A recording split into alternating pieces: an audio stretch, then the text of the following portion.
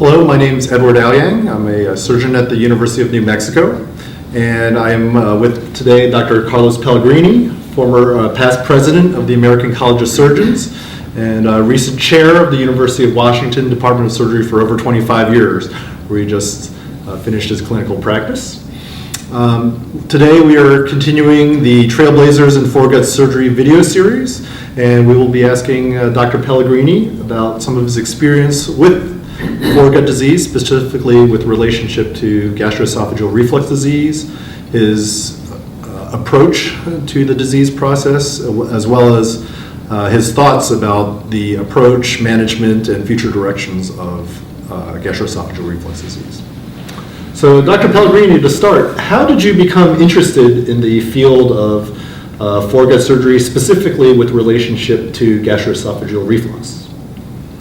I think a little bit of that is my interest in physiology of the GI tract as a sort of a pillar of the interest, but probably the truth is opportunity. I met Dr. David Skinner many years ago when he came to Argentina and I was still a student. I translated his conference, and his conference was entitled Hiatus Hernia and Gastroesophageal Reflux. So to me, the exposure to a giant in surgery who was doing this type of thing sort of got me interested in it, and then I had the opportunity to come and work with him, and that then opened the doors for the field. Fantastic. So you were one of the pioneers in the field of treatment, especially minimally invasive treatment of gastroesophageal reflux disease. What kind of developments did you see earlier on in your career to help bring the field to kind of where it is today? I think the main developments that I saw could be divided into two.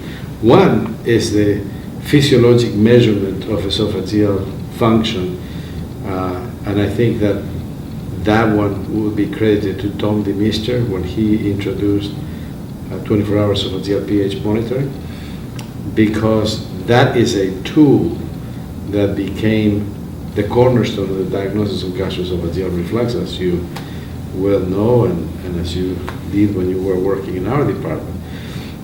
And so that is the physiologic part, and the understanding of reflux, the understanding of the extent to which reflux affects the esophagus, the understanding of how aspiration may occur, the understanding of airway disease associated with reflux and so forth, that's all related to the 24-hour pH monitoring and its derivatives. The other big jump was the introduction of minimal invasive surgery. The esophagus is obviously an organ that is buried in the body, and access to the esophagus is as traumatic as anything that you can do to the esophagus itself. The operations around the esophagus are relatively minimal and are very effective, but were not very likely to be used in the past because of the complications related to access. So minimal access surgery gave it a completely new opportunity, let's say, and it became a very popular way to manage the disease. So let's talk about your approach to a typical patient with gastroesophageal reflux disease. What are your typical indications for the operation?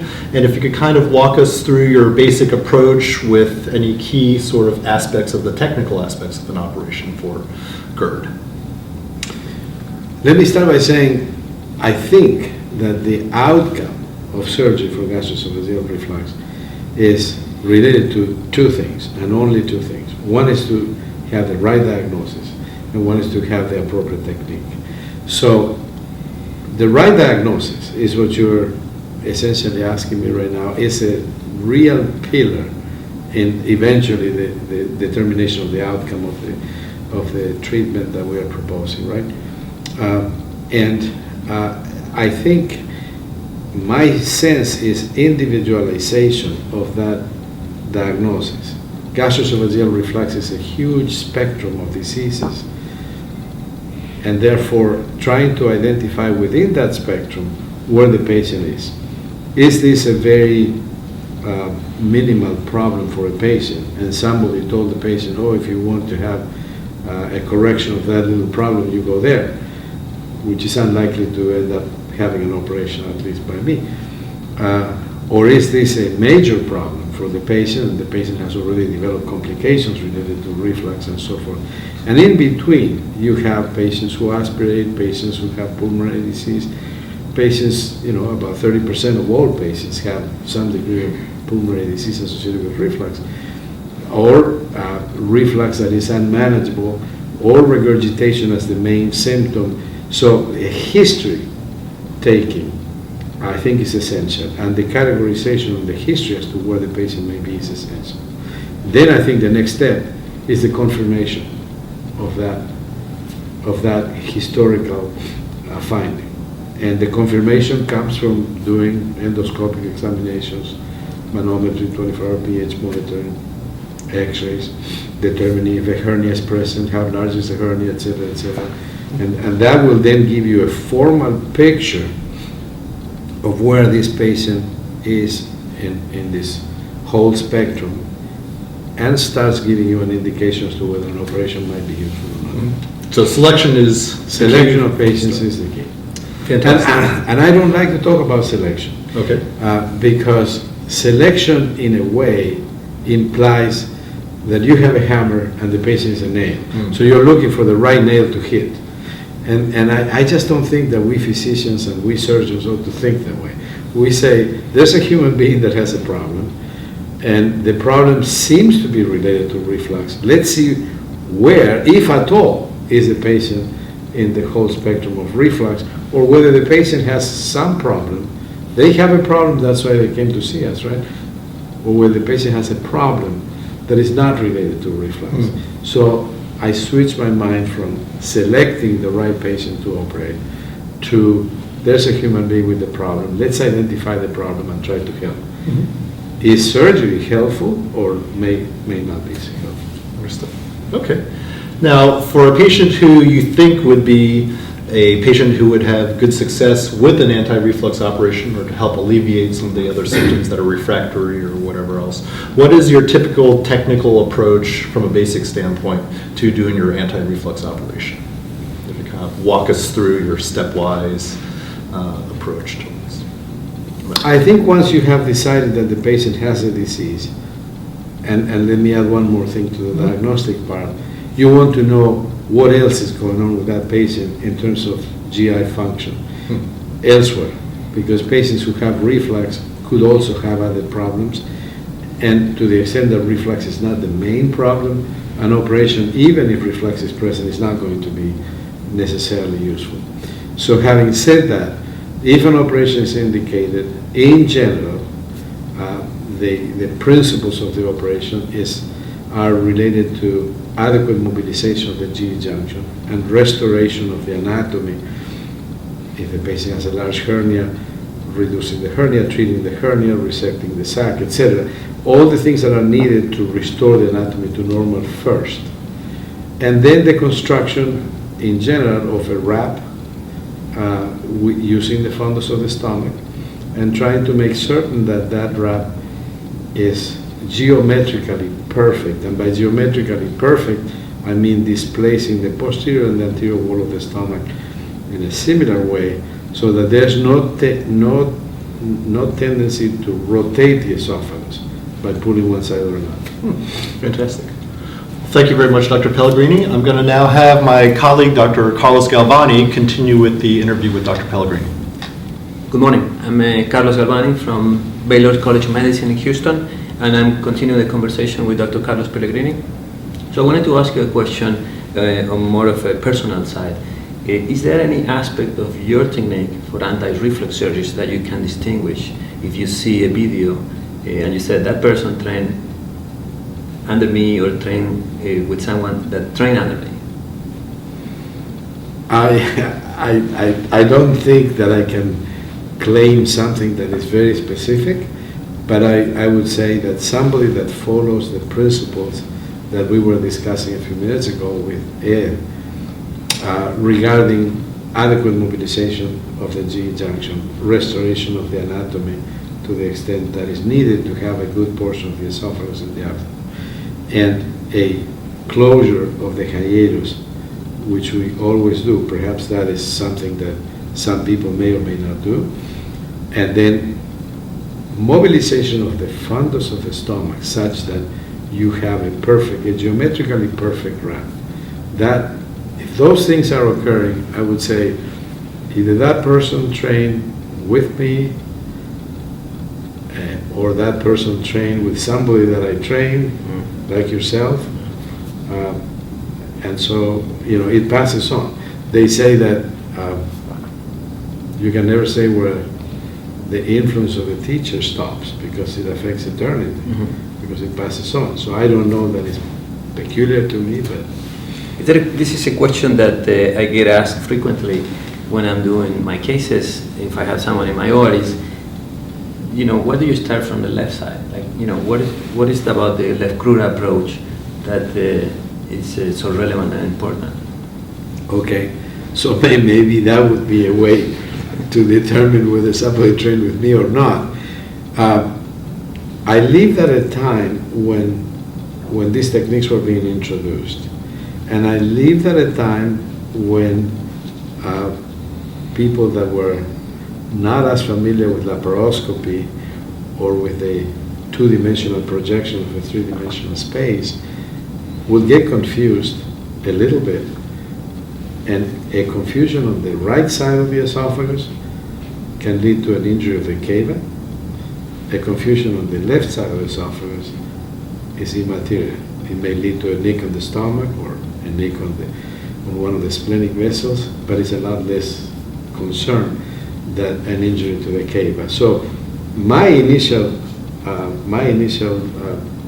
suggestion that we start on the left side, and a paper that I wrote in the very beginnings of this type of surgery was related to the prevention of an injury to the inferior vena cava. I think considering every element in the region as a potential threat, I was trying to develop something when we had, first generation cameras and the visualization was not as good, when people were not as familiar, et cetera, starting on the left side. I think today it would be a lot less controversial whether you start on the right or on the left. But I'd like to do that, start working on the stomach, mobilizing the top of the stomach, and getting access to the hiatus right away. Excellent, that's a great answer. So what changes in the management of gastroesophageal reflux disease have you seen throughout your career that have been more meaningful? Well, throughout my career, I have seen a lot of changes. A very significant change came with the development of initially the H2 blockers and then the proton pump inhibitors. These drugs are great drugs to treat reflux, and untreated reflux can cause severe complications like strictures, ulcerations, Barrett's and so forth, which we tend to see a lot less nowadays. It's very rare that a patient comes in with an established stricture of the esophagus, or that somebody comes in with a major ulceration from reflux, because people are now using significant medical therapy that decreases the amount of reflux. So I think the medical development of reflux was an important adjunct to the therapy. The recognition throughout the world of gastroenterology and surgery that there were options to treat reflux in addition to medical therapy was also important, because patients tend to come a little bit earlier than waiting until they are, aspirating every night or having other issues. So just the popularization of the techniques that we developed in Foregut surgery and the use of modern drugs, I think, were the major developments during my career. Now, of course, at this point, there are development of a series of other technical things that you can do at the GE junction. And whether or not those are going to be as effective as the traditional operation is a little bit under question in my mind. But that may be the future. Okay, good. So, if you had to give advice, someone comes to you, young person, and it says, I want to become a foregut surgeon. So what should they do? You mentioned something early on with Ed about the physiology of the esophagus, what is relevant for the foregut surgeon? It's a great question, because I think it allows us to step back and say, traditionally and for a long period of time, any training in surgery involved, and even today, I would say to you, involves the technical aspects of an operation. And I would say to anybody who's interested in foregut surgery, or for that matter in colonic surgery or liver surgery or anything else, if you're interested in the field or the discipline related to the liver disease or to the esophageal, gastroesophageal disease, then put your aim and your interest in studying every aspect of that discipline that has to do with surgery, and after that, or concurrent with that, study the technical aspects of an operation. This idea that there's a new technique to do X, and you're going to go to a course or to a friend and learn how to do that operation is an old and dangerous way to do it, and it paints the surgeons I think in a different way.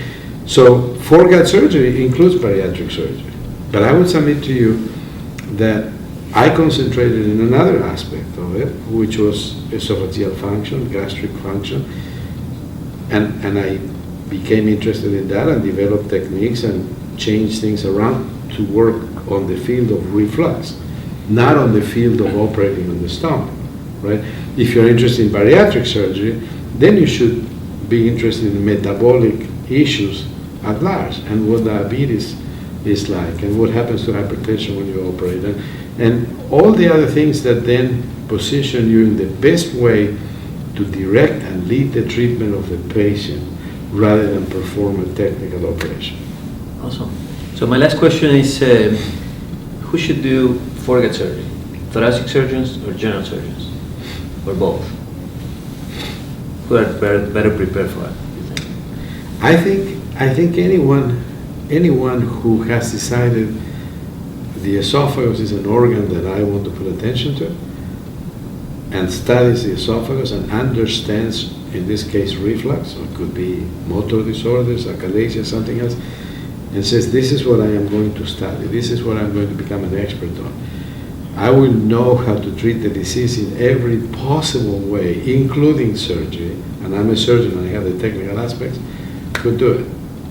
And so it's less of an issue in my mind whether your background is thoracic surgery or your background is general surgery, and you do all kinds of other relatively smaller things in general surgery, or all kinds of other relatively different things in thoracic surgery. So that would be the general answer. Where the issue becomes a little bit more dicey is in cancer, because in cancer of the esophagus, you could make the argument that a surgical oncologist who devotes herself or himself to the study of cancer, of the GI tract, of the foregut specifically, is in a better position to treat that patient, whether he or she is a thoracic or a general surgeon.